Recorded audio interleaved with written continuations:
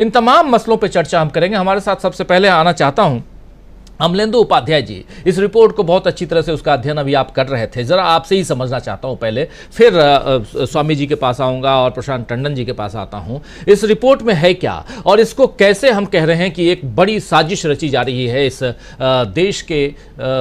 में चुनाव से पहले। राजीव जी, असल में ये रिपोर्ट जो है ये हेट स्पीच के ऊपर आधारित है और हिंदुत्व वॉच करके एक अंतर्राष्ट्रीय संगठन है, उसकी ये रिपोर्ट है जो कि वो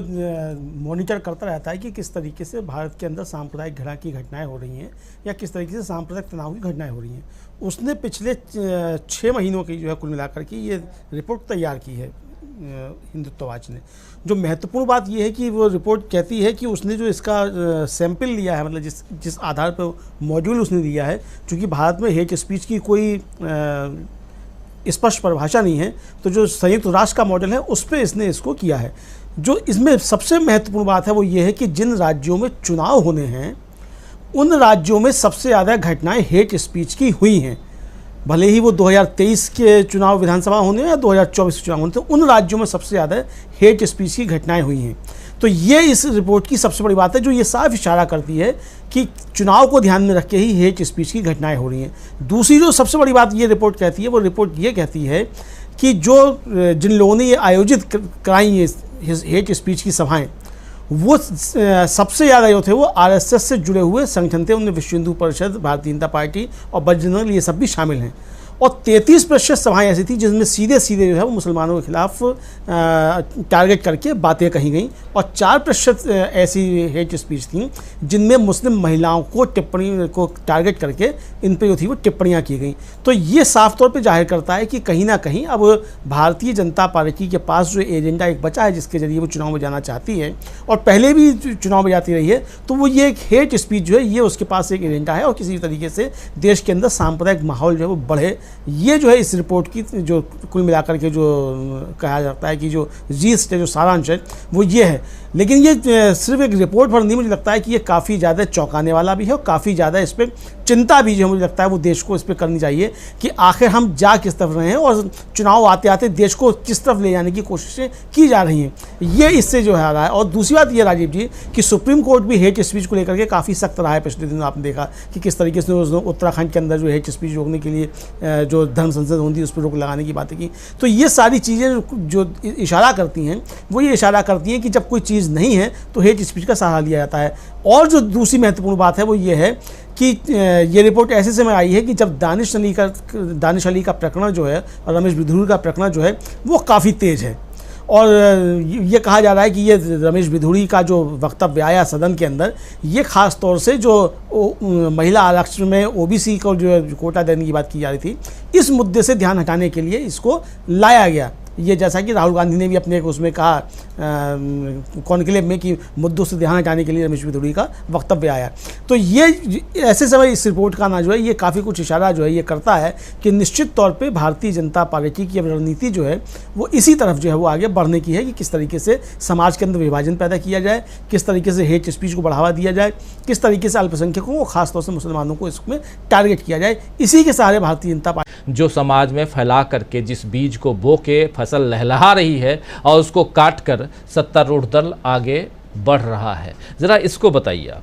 बिल्कुल निश्चित तौर पर राजीव जी, राहुल गांधी ने इस चीज़ को अच्छे से समझ लिया। मुझे लगता है कि समझ सबने लिया, मतलब जितने भी विपक्षी दल हैं वो इस बात को समझ चुके हैं कि भारतीय जनता पार्टी के पास एकमात्र हथियार जो है जिसके सहारे वो चुनाव में जाती है और जा सकती है चुनाव में, वो हेट स्पीच है और सांप्रदायिक तनाव है। इसके अलावा उसके पास और कुछ है नहीं, चूँकि पिछले 9.5 सालों में भारतीय जनता पार्टी की सरकार ने कुछ किया नहीं है। अगर कुछ किया होता तो फिर इसकी आवश्यकता पड़ती नहीं, फिर आप अपने काम के सहारे जाते। चूँकि जब आप काम करते हैं तो फिर आप जनता से कहते हैं कि भाई हमने ये काम किए थे, इसके सहारे आप हमको वोट दीजिए और आगे हम ये काम करने वाले हैं। आज भी कोई भारतीय जनता पार्टी के पास ये ब्लूप्रिंट नहीं है कि अगर 2024 में उनकी सरकार बनती है तो वो देश के लिए करेंगे क्या, युवाओं के लिए करेंगे क्या, रोजगार के मसले पर करेंगे क्या। तो ये कोई जो है वो कोई ब्लूप्रिंट अभी तक नहीं है और कोई दिया भी नहीं है। अभी भी जो बातें हो रही हैं कि वो 2047 में भारत विकसित राष्ट्र बन जाएगा, अरे भाई 2047 में बन जाएगा, मगर 2024 में आप क्या करेंगे ये आप क्यों नहीं बताना है इस देश को। आप 2047 की बात कर रहे हैं, तब तक तो यानी कितने प्रधानमंत्री बदल जाएंगे, कितनी सरकारें बदल जाएंगी, हो सकता है तब तक नई पार्टियां बन जाएं, उनकी सरकारें आ जाएं। जरूरी थोड़ी कि भारतीय जनता पार्टी कांग्रेस से पीछे चलता रहेगा। कोई नया भी बन सकता है, कुछ नया भी हो सकता है। तो आप 2024 में करने क्या जा रहे हैं, आपने 10 साल में किया क्या है, ये आप जनता को क्यों नहीं बताते हैं? चूंकि 10 साल में आपने कुछ किया नहीं है और आगे करने के लिए आपके पास कोई ब्लूप्रिंट नहीं है, आपकी